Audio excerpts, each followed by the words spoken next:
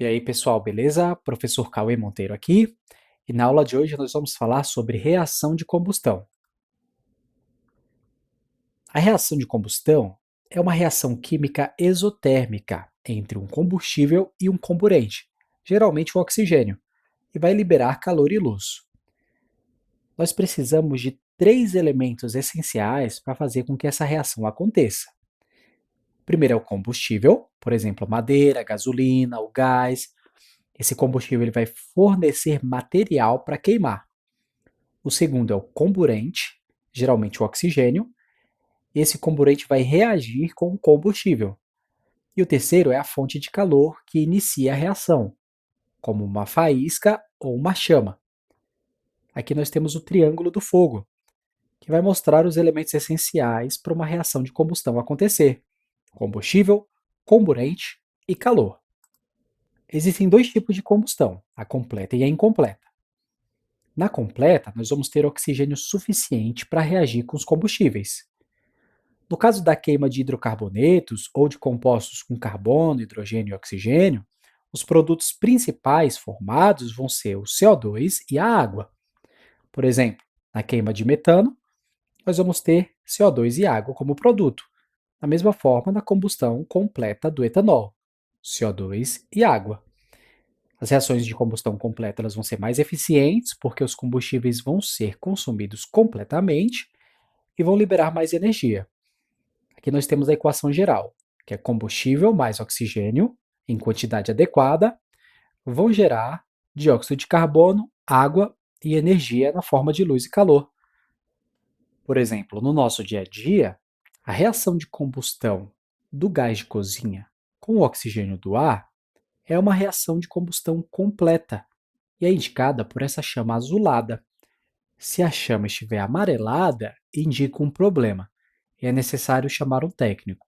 Da mesma forma, nos carros modernos, os motores com injeção eletrônica, eles vão fazer com que a queima do combustível, da gasolina ou do álcool, sejam mais eficientes, gere menos poluente, gerando mais CO2 e água também. Beleza? Além da combustão completa, nós temos a combustão incompleta. Ela acontece quando nós temos oxigênio insuficiente. Por exemplo, nos combustíveis como hidrocarbonetos ou compostos com carbono, hidrogênio e oxigênio, nós vamos ter como produto o monóxido de carbono, que é tóxico, a fuligem e a água. Por exemplo, na queima da madeira em ambiente fechado, você vai ter a produção de monóxido de carbono, água e fuligem. E por isso que em incêndios, muitas pessoas acabam morrendo asfixiadas e intoxicadas por conta da produção desse gás. Outro exemplo é o motor desregulado dos carros mais antigos. Vai liberar fumaça preta, que é o carbono não queimado. Isso é poluente e também é tóxico para a nossa saúde. As reações de combustão incompleta são menos eficientes, porque o combustível não vai ser consumido totalmente, e são mais poluentes. Nós temos aqui a reação geral, que é o combustível mais o oxigênio insuficiente, vai gerar carbono, que é a fuligem, dióxido de carbono, monóxido de carbono, água e energia. Nós temos exemplos também a queima de lixo ao ar livre, vai ter essa fumaça preta, que também é o carbono não queimado, e o fogão com a chama amarela. Indica que a combustão não está sendo completa e também pode causar prejuízos para a saúde. Por isso que se seu fogão estiver assim, é muito importante chamar um técnico, porque senão a sua saúde e a da sua família correm perigo. Viu como o conhecimento de química pode salvar vidas? É isso aí. Vamos ver se vocês conseguiram entender até aqui. Durante a reação de combustão completa de hidrocarbonetos, quais são os principais produtos formados? Pausa o vídeo e tenta responder. E aí, conseguiu? Se você falou dióxido de carbono e água, você acertou. Muito bem. Vamos seguir agora falando dos tipos de combustíveis. Nem toda reação de combustão vai gerar dióxido de carbono e água.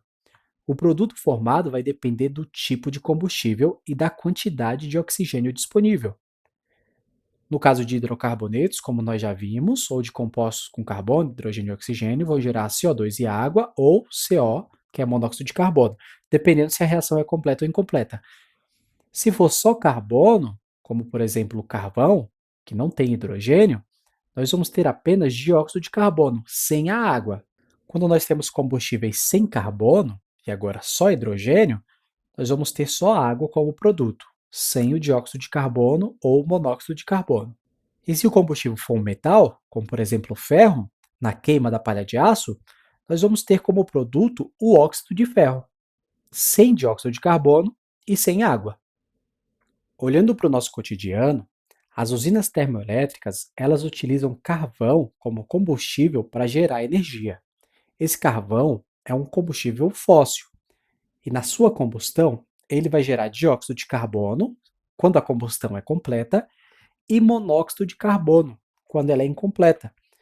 O problema do dióxido de carbono é que quando ele está em excesso na atmosfera, ele pode causar o efeito estufa e aumentar a temperatura do planeta.